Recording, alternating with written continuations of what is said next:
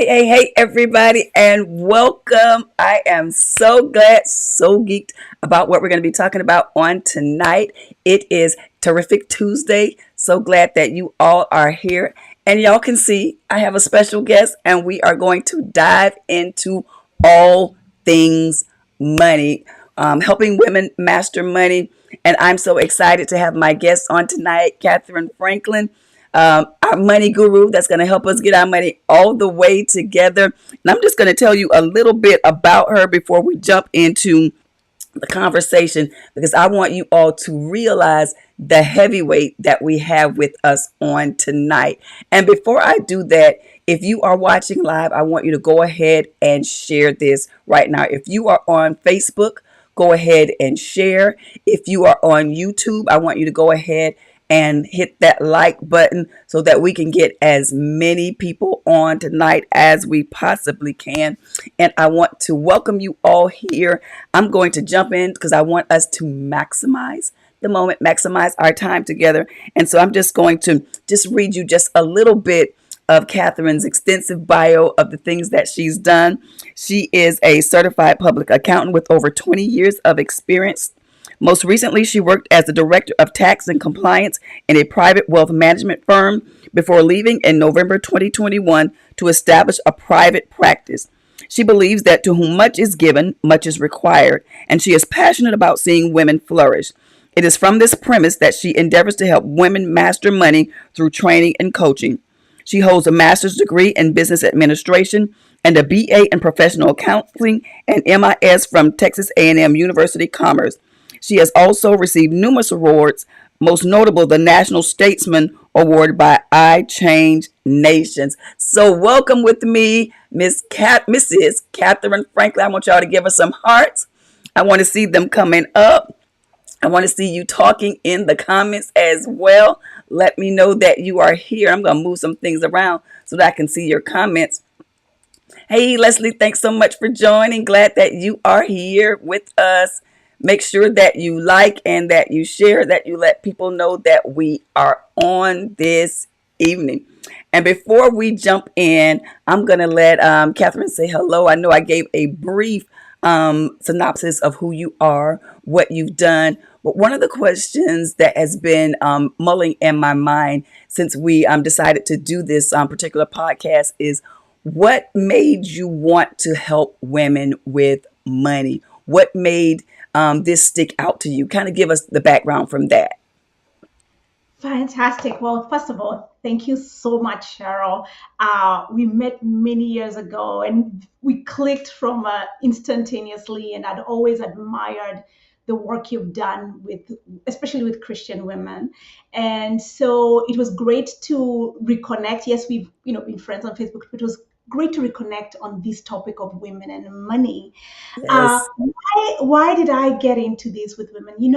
I've always wanted, it has always been my purpose to help individuals with money. But how I arrived at women, there's a few things that have informed my coming to this place. The first thing is that in college, I realized something, that a woman without access to finances is very vulnerable. And that Yes. became clear to me because for the first time, I lived by myself. I didn't live with my parents. I migrated from Africa, from Kenya. And so I was in college in the US by myself. And that was the first time I understood the vulnerability of a woman who doesn't have access to resources. Yes. Now, forward, I became quite intentional with my money in college. I graduated college debt free, like no credit card debt, no student loan, nothing. Uh, Wow. I quickly realized 4 years later, I went to work for a Fortune 500 company, but 4 years later, I was broke, living paycheck to paycheck, and could not understand what happened to that 25-year-old who had gotten out of college debt free. Hmm. And that's when I started to realize that my money choices, self abandonment, taking care of everybody else but yourself, and also trying to keep up with the Joneses. Between all that, I had been left broke. Hmm. So now, and I remembered that feeling of understanding that a woman without access to resources is vulnerable. So at 29, I made a decision that I'll do different with my money because I didn't want to be that woman who was vulnerable like that. So when I got back to a corporate job, because I had left that Fortune 500 company and I got started working for this ultra wealthy family in private equity, and as I worked there, I made shifts in my own perspective of money and how I behaved with money.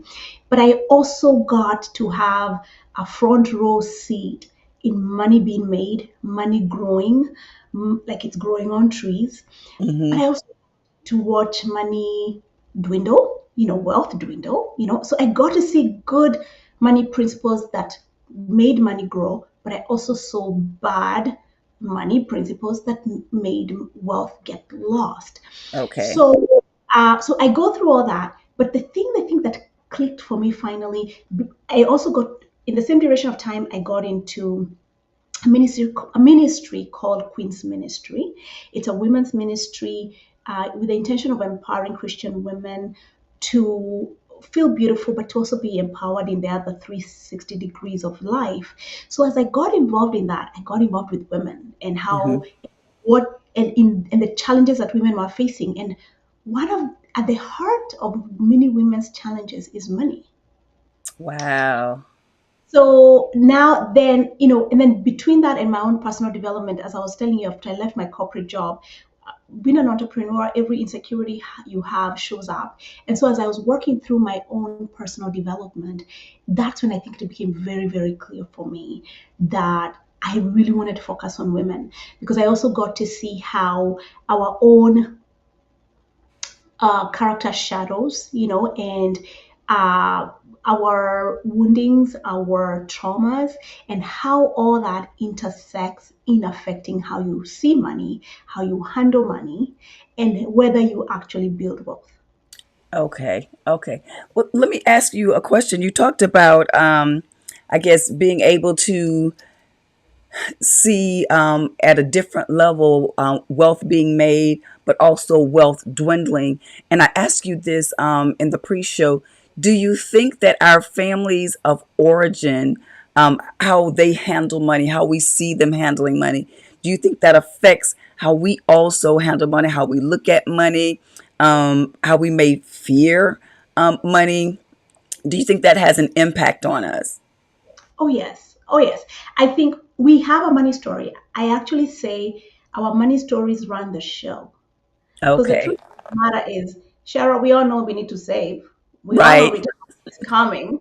We all know we need we have emergencies. It's not that we don't do these things. So Hmm. why do we not act accordingly? Wow. The only explanation is that there's another script running the show. Hmm. And that is our money stories, and they stem from most of us from our childhood.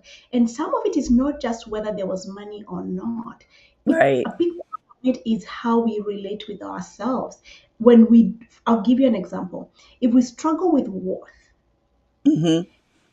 that worth does not just sit in the space of it permeates a big all of our lives, including our money. Wow. Makes it difficult to ask for a raise. It makes it difficult for you to expect to be treated a certain way because intrinsically we don't feel worthy. Or it may make a woman overwork and over deliver because she's trying to prove that she's somebody. And Wow. unfortunately, far too often when we are over delivering and overworking, we're also not getting paid what we are worth. Wow. Wow. And I'm sitting here and I'm thinking, I never really connected maybe the way I value myself as having a direct impact on how I see money. And so this is like bringing off like all kinds of aha moments for me, like because I had always had, issues with asking for raises. I sheepishly asked, like, could you please, do you think you could? Instead of, no, the value that I bring to this company, it dictates a raise. It dictates that you pay me more. And so I never connected those things together. So you're making me think on a different level. how do I value myself? How do I value what I bring to the table, to a company, to a relationship, in a family? And am I acting accordingly? And how that is affecting not just me relationally, but how that is affecting me financially, and what how I price my services, as an entrepreneur. Do I think I'm worth, or what I have to offer? It's just, okay. It's just so much. It's just so much. It's just making me really think. Everything. It is absolute. When I tell you that when I became an entrepreneur, I quickly realized that I had to really settle in. I had to deal with my own personal development because I realized, think about it. If you struggle with the worth and receiving, you're going to have a hard time billing your clients, Yes. even charging them what you're worth. So I started to face every one of these things, and I realized, okay, I needed to work on that. And so so our childhood create a paradigm, and Hmm. that paradigm is what we're looking through when we're looking at money. Yet money, the Bible tells us that money answereth all All things. things. Very few things we're going to engage in life that are not going to touch money. Hmm. Wow. So if we are here struggling with feeling worthy of the same money that we need on a day-to-day basis, do you see how that's a major conflict? Yes. Absolutely. Absolutely. And but it's so amazing that I never connected the dots. I never thought about it that way. But just hearing you, just clearly communicate it, it's making me think about so much in my life. I need to ask for a raise. I need to raise my rates. Probably should. Probably should. Yes. Well, and in line with that, there's so many things that we hear about money, that may or may not be true. So, what do you think are some of the common myths, or misconceptions that we have about money that keeps tripping us up and keeps us impoverished or with the poverty mindset? Oh yes, we have many, and between being women and our religious bringings, combination of those two just create a total quagmire. So Oh let me give man. you a total quagmire. So let me give you an example. One, many of us grew up believing men are better with money than women. Wow. Okay. So many women write themselves off as far as their ability to steward money well. But Okay. yet, statistics show that when a woman is puts her mind to it, for example, there was a study that was done in Wall Street that found that while there's not very many women in Wall Street, when the women did get in and believed in themselves, they actually outperformed men. But Interesting. think about it, who gets born knowing money? Nobody. Mm-hmm. But yet we automatically, it's like math. For so Mm-hmm. long we have believed boys were better at math, right? But now we know differently. Yes. But same thing. So we believe men are better at money, and so many times we defer that. The other myth is that somebody is going to take care of us. Mm-hmm. Somebody's going to take care of us. And so, but this is a problem. 80% of women are not being taken care of by anybody. Even the ones who are married, Eighty they are contributing percent. their fair share to the economy of their household. Maybe 20% women actually have a true 100% depend on their spouse and don't have to contribute in any way. You think about it, that number might even be less, might even be 10%. Wow. Wow. And even less with with um, with let's say even when I even think of in terms of my own African background or even our African American space, I think that number might even be 10% if at all. Wow. And so if 80% of women already have to take care of themselves, what do you think that holds us? What is that holds us back from actually taking charge of our finances in a way that is productive and in a way that we can rest that our financial picture is secure? What is blocking us from doing that? A big part of it is that we just think we're not good with money, so we don't engage with it. So we don't try. We don't try. We don't engage with it. We bury our heads in the sand. We're Mm, too busy with life, so we push it at the back burner because we have a lot going on, right? We'll take care right. of that tomorrow. We'll take care of that tomorrow, another day. But the other thing is, we also are in the cross section of many of us being Christian, being believers, and believing that money is evil. Right. Okay, the Bible does not say money is evil. The Bible says that money is the love The of love. money is the root of evil. And the truth of the matter, you can love money, you can be very wealthy and love money, and be very poor and love money. Okay? Hmm. The love of money is not dependent on your net worth. Okay. Actually, Okay. I've never heard it said that way. I like that.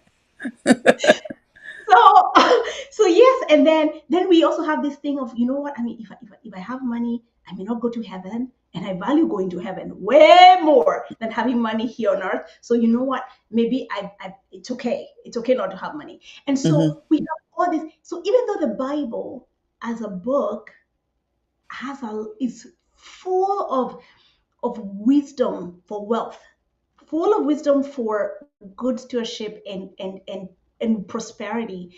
But yet, even though we are believers, we don't view it from that perspective because we are so afraid. Um, we are so afraid to not go to heaven, you know. Hmm. Right. Right. And so there's a lot going on there. And I think, and when you say part of the reason why we don't step in and take charge is because we expect somebody at the back of our mind, somebody's gonna come save us. Yes. Surely. My husband will finally get it together. Hmm. I'm gonna get married. I'm gonna get remarried. But somebody's gonna come and handle this and make things right. But that is the same as a Cinderella story. In Hmm. reality, nobody's coming to save us. Right. We need to get it together. Yeah. And I love that, because often we do have this apathetic, kind of viewpoint. Like I'll just sit back and, it'll eventually work itself out, or I'll get married and he'll have money, or my husband will get a better job and then we'll have money. And instead of taking ownership and pulling our heads out of the sand to actually do the work. So how does a woman that finds herself in a financial predicament and things aren't going well, how does she build the confidence to say, I'm going to face this head on, and I'm going to stop putting it aside. I'm going to stop waiting for some prince, to come in on a white horse, and I'm going to be my princess, and I'm going to get on my own horse, and I'm going to take, charge of this. As women, how do we build the confidence to actually do that? It first starts with first understanding nobody comes into this world with money. Or, and I mean, let me not say come with money, understanding money. And anybody who really gets money is in one of two categories. Category one, they might have grown in a household where they were taught about money, you know, Right. or and that, I mean, I was not. I don't know about you, Cheryl, but well, a lot of us were Mm. not. No, we weren't And rich. and it's not even about being rich. Even you can have a middle class family that just knew how to teach its children differently about money. You know what I mean? Right. And um, then the other side of that coin is somebody who then decides, you know what, I am going to learn about money. And unfortunately, I think men step up to that place more Right. than women. Okay. And I think so. The first step is to understand that nobody has a more advantage. We Hmm. have the capacity to learn about money. And when we demystify money, then you actually realize it's not as complicated as we think it is. Money is an integral part of our lives. And let me give an example for us to demystify it. Before there was money, if I needed, if I had potatoes. Okay, let's say I grew potatoes. Think about those back in the day. I grew potatoes Hmm. and I need somebody's corn, Hmm. right? And I Right. want to add corn to my diet, but I grow only potatoes. What did they do? They barter to me. Bartered. They bartered. I give you potatoes, you give me corn, right? Right. What did money do? Money came in and said, if you don't want potatoes, I can just buy your corn without giving you potatoes. Mm-hmm. Because I'll just give you cash and you give me the corn, right?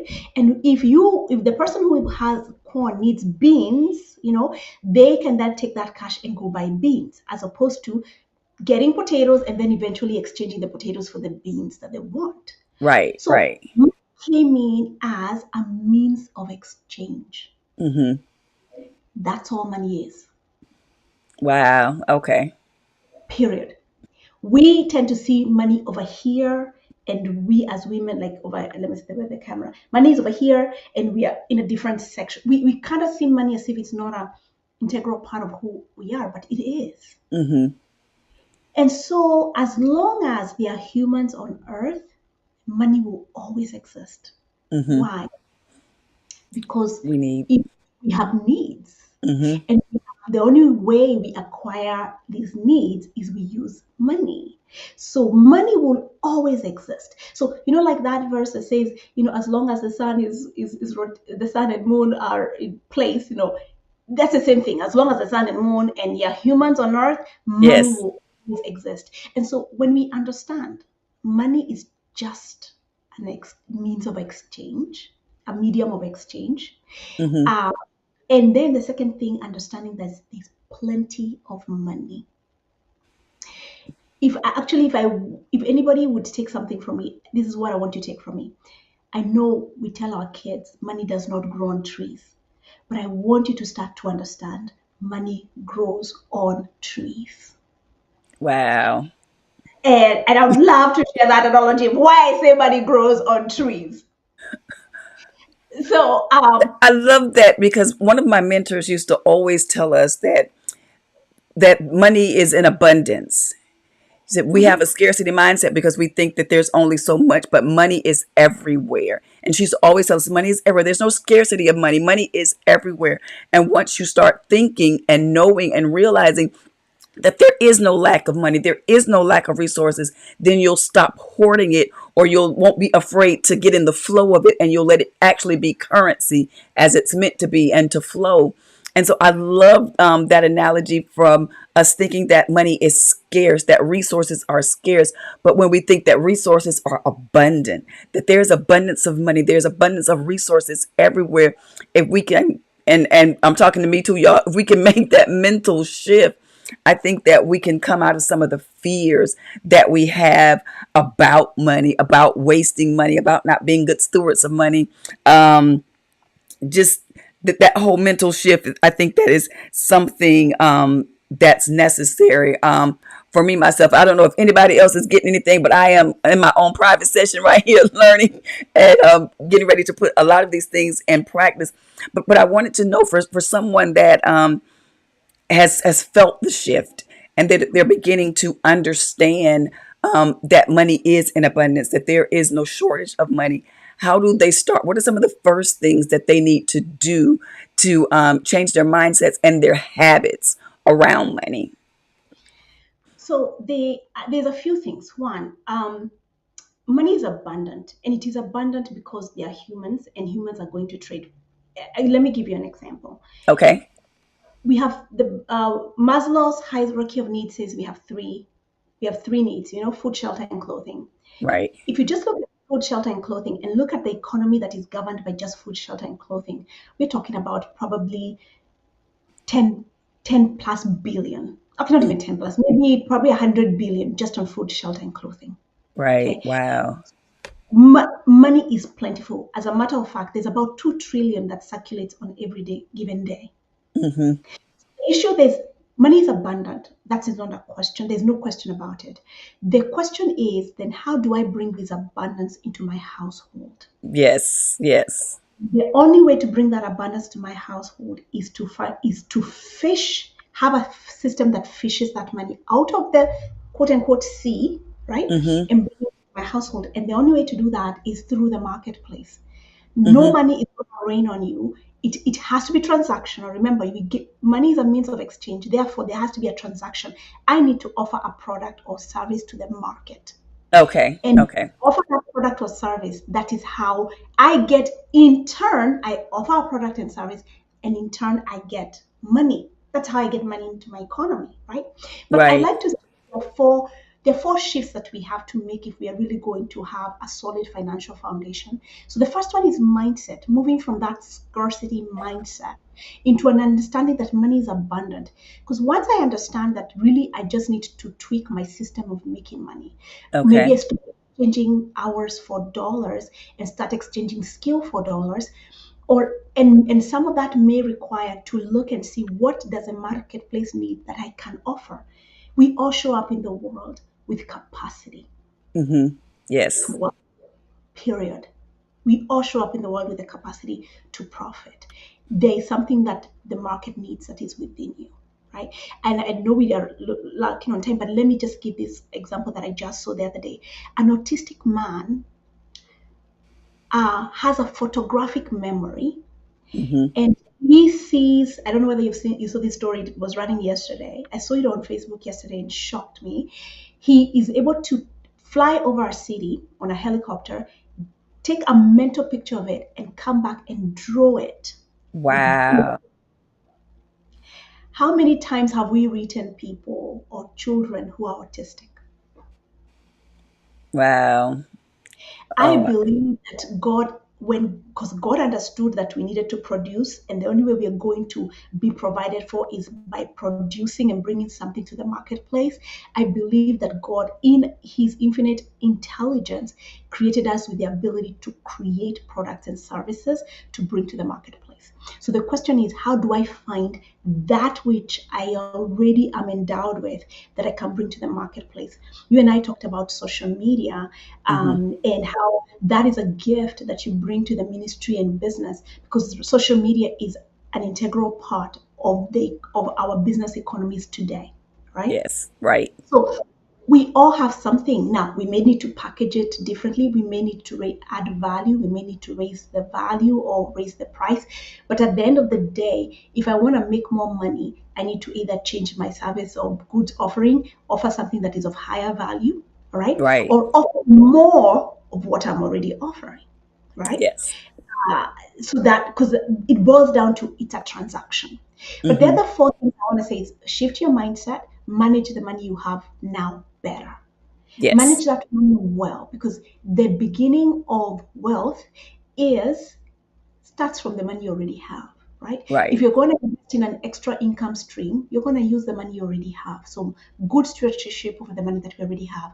The third thing is multiple streams of income, because nobody got rich, nobody Mm-hmm. got truly financial secure on one income stream. So creating those multiple streams of income is where we actually are able to create financial security and ultimately have the more discretionary income that can become wealth. Right. Right. And the Yes. thing is, when we increase our income streams, not to blow the extra income streams, but then put that in assets We just that can't can. spend all that money. I mean, you can only have so many purses, okay? Okay. Maybe one Louis Vuitton, and that's it. Okay, maybe Right. one, and that's it. That's it. You can't have 10 Michael Kors handbags. Get two, and then put some money away in real assets. But Okay. Okay. so and I think that is the other thing, because we still think somebody else is gonna come save us. So even Yep. as women, when we make money, guess what we do? We blow it. We blow it because we still think somebody else is gonna come take care of us. Right. Then the fourth thing, and I call this the 4M fundamentals. The fourth thing is multiplying money, because nobody ever got rich or wealthy on savings.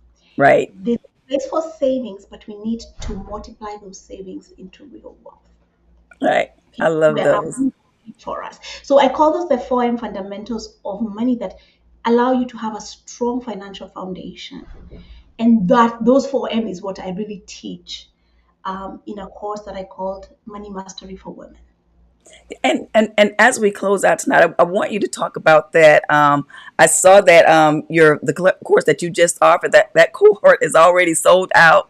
But talk a little bit just about because I think what's important and what I have learned and am still learning is that community is so important when you're building. Having people that are like-minded, that think the same way, that are trying to reach the same goals. I think that matters so much, especially for women. Sometimes we'll need an accountability partner, somebody to hold our feet to the fire. And if we have that, we accomplish so much more. So tell me about the program that you have and how women can either like get on the wait list for it, for the next one that you do. So kind of describe the programs that you do on helping women master money. Fantastic, and thank you for that question. So when I had over the years, and even back in the day when we were in that Woman Act Now, I'd always worked with women who are here and there. Not just women, people would reach out to me and tell me, "Hey, I really need help with my finances." But once I decided this was a purpose thing, and I really wanted to do it well, and I wanted to impact many women because this was it feels like a calling. Hmm. Then I needed to shift how I did this and become intentional and create a system around it. And Right. so I designed a course called Money Mastery for Women, which basically gives women a strong financial foundation upon which to have financial security, and to build wealth, to build a legacy. But I also say to also create a life that you love, Yes. because I am a big believer that you should live a life that you enjoy and feel good about today, even as you have an eye towards the future and shore up and take care of your future as well. But we have to live in that balance, right? Right. And so in my Money Mastery for Women, I actually teach the 4M in about Okay. 4 modules. But the beauty of it is that it's hands-on. You get a lesson, you get tools, you literally are working on your money, not a hypothetical conversation, but your own money. You're Yes. So when I give you a spreadsheet to fill out, or even a worksheet, you're filling out your own. Right now, this week, we're going to be working on net worth and start doing what we call a statement in time. Where are we? What do I have or not have? What are my liabilities? What are my assets? Because before we can move forward, we have to assess where we really Where we are with it, are. right? Yes. So we in the 12 weeks we accumulate almost about 8 or so tools. And those are your tools. You get to work with them and you got to walk away with them, because you're in that you can continue your learning. Yes. And you learn, but you can also continue your practice. So you will learn to practice good stewardship. You learn to practice. So, for example, we'll talk about all the 4 M's. We'll talk about mindset. We'll dig deep. We'll do exercises that help us shift from a mindset of scarcity into a space of abundance, of thinking through abundance.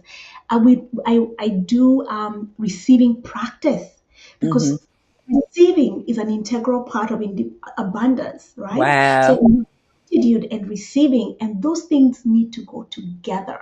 We can talk abundance all we want, but if we have blockages in our receiving, we Hmm. cannot manifest that abundance in our lives. I So love the receiving practice. I need to get that. yes, yes. So yeah, we have to have a receiving practice, and then because a lot of people know about the gratitude practice, but you also need a receiving practice. And I would Mhm. tell you, when I got clear about a receiving practice as an entrepreneur, it shifted my money completely. Oh wow. Okay. Yes, and so and then we there's an assumption, because you're a Christian and because you pray, that you automatically know how to receive, and that's not true. Right. Right. So when the Bible says believe that you receive, Hmm. you have to believe that you receive that which you ask for. Yes. Yes. That's so true. That's so true. Yes. So, and then when we do money management, whether you do a spending plan or a budget, you're doing that on your own money. We do a needs versus wants analysis. You're doing that with your own money. Then when we talk about multiple streams of income, you're looking. I'll be helping with women assess how do I pull out those, what I call the path of least resistance. We Okay. all path of least resistance to making money. Right. And coming to and so doing exercises that allow us to come to a place of understanding how has God wired me so Mm-hmm. that I can maximize my money, right? Yes. And what are those things that come naturally to me? People sometimes, we say, okay, I need to make extra money, and we just look for ways to make, what can I do to make money really quick? And there's that. But if we can identify within yourself that space where that aligns most with who you are, Mm-hmm. how God created you, combine that with your own skills and what you already know, your own experience, Mm-hmm. you there's a spot that literally is a path of least resistance to you making money. Yes. Oh, I love that. I love that because I know um, a lot of times, and I talk about this a lot, is that especially new entrepreneurs, we're just like, okay, I have this skill set. Let's make money with this skill set, and not even really trying to discern or be praying over, like, Lord, what is my dominant gift, the thing that is so natural to me that I could do it with my eyes closed. I could do it sleep.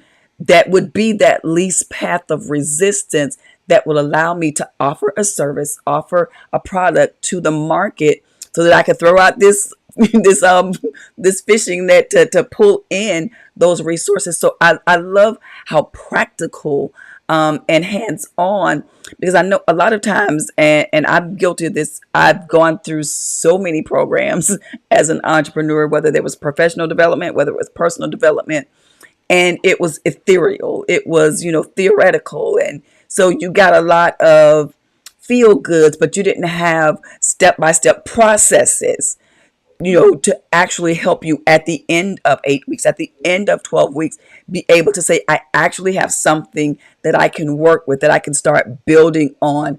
And this is not just theory, this is practical application. So as you were walking us through that program, I was like, this is a phenomenal program because it's really going to help through those 4 M's that you're talking about: shifting mindsets, giving you practical tools, helping you, through work through blocks. Because I realized for me, I had a lot of money blocks that I didn't realize that were, was blocking me from having wealth, whether there was fear of success, fear of failure, fear of what other people would think, just a whole bunch of stuff.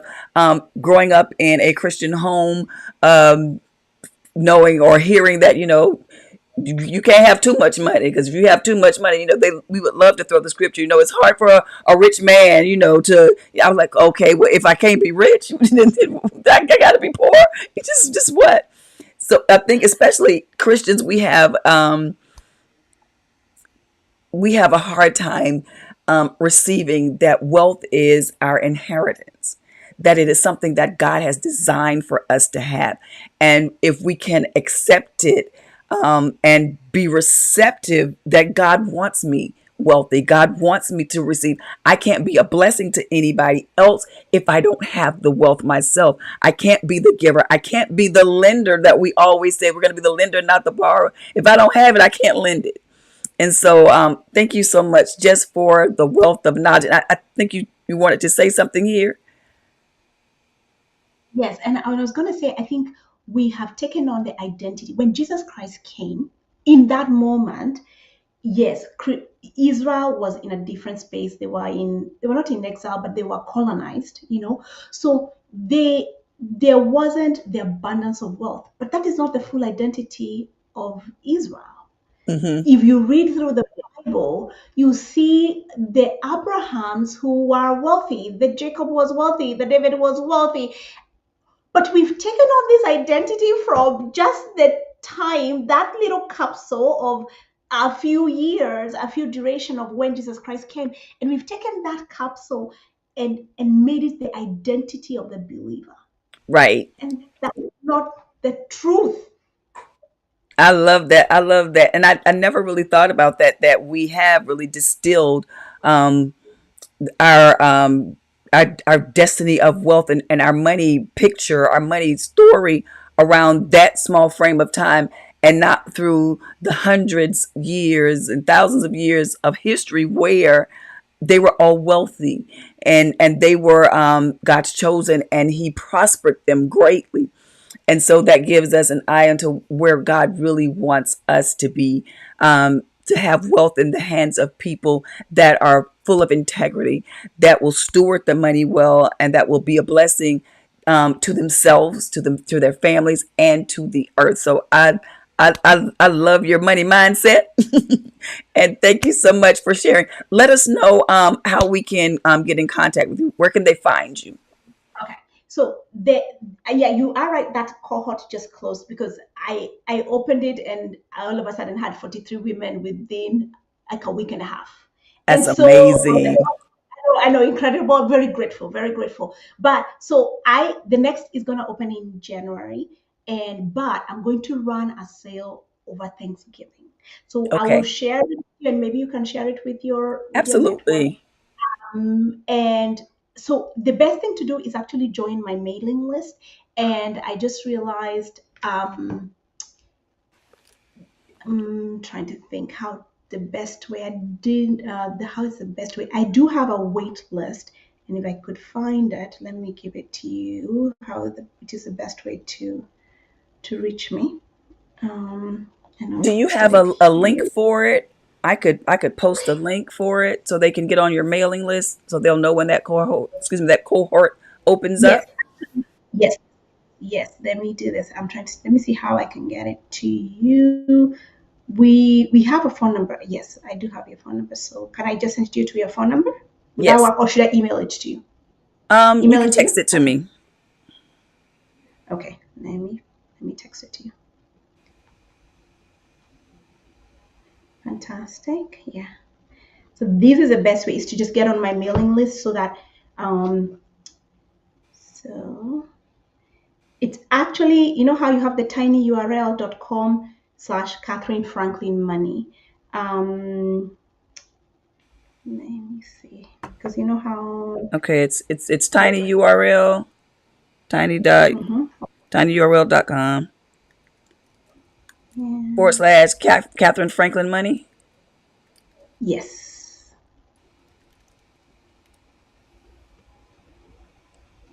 Okay, I just dropped it on in YouTube. If somebody that's listening, if you can drop it in Facebook too, and after we get off, I'll post it as well, so that anybody that